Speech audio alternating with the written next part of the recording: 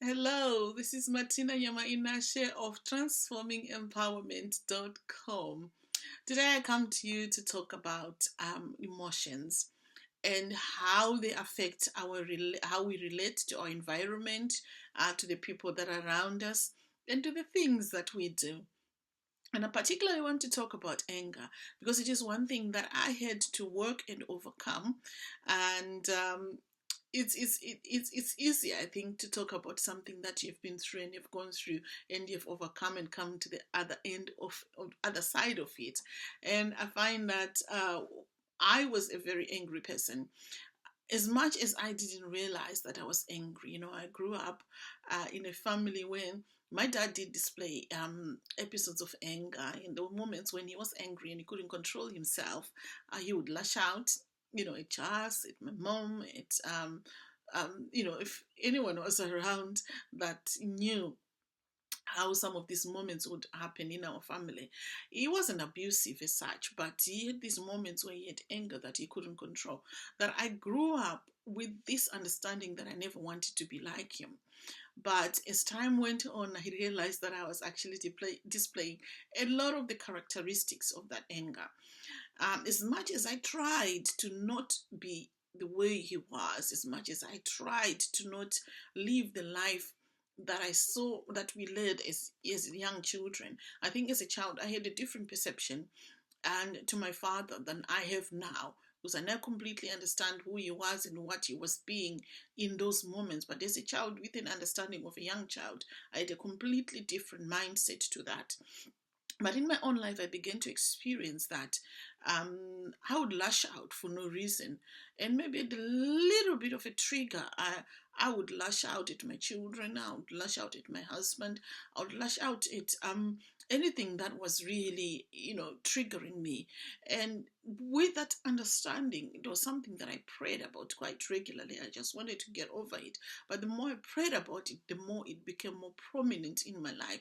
The more I experienced it, the more I was aware of it, the way I was more aware of how I was behaving. And it kind of frustrated me because I wanted to get rid of this anger, but instead of getting rid of it, it showed up in more ways that I actually wanted it to. And because I started to realize that whenever I go out running around with people that were very angry, at work I would be talking to clients that were very angry. And in the process, that really got to me because this energy of anger was just a bit too much for me. And I got to a point where I was praying about it, and I got to a place where I was just done. I done deliverance, I done self-deliverance prayers, I done all kinds of things that I knew to do to just free myself from this. And I just still didn't have an understanding of what was really going on. And until to a point where I was ready to give up, and I just said to God, you know what? This is a bit too much. I can't handle this. I don't want to be an angry person, but this just seems to keep happening in my life. I just want to let this go. And I left it at that. And at that moment, it was like something changed in my life.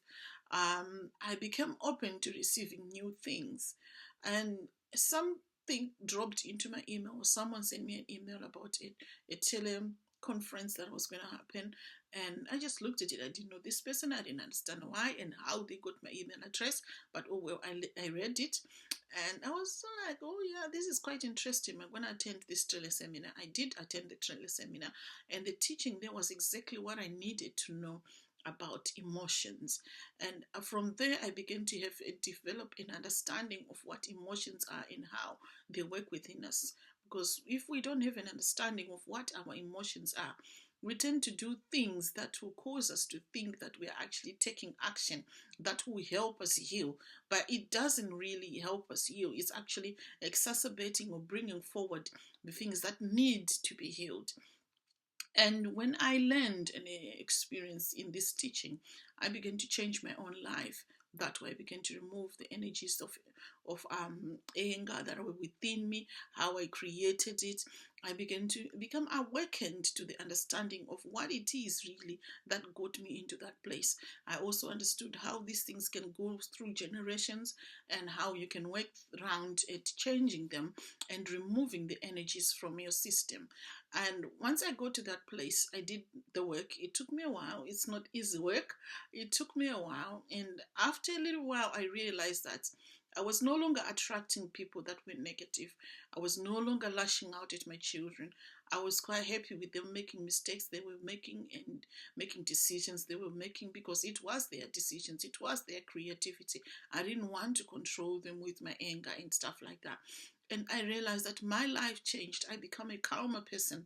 I began to understand some things that I couldn't understand when I still had this anger energy within myself.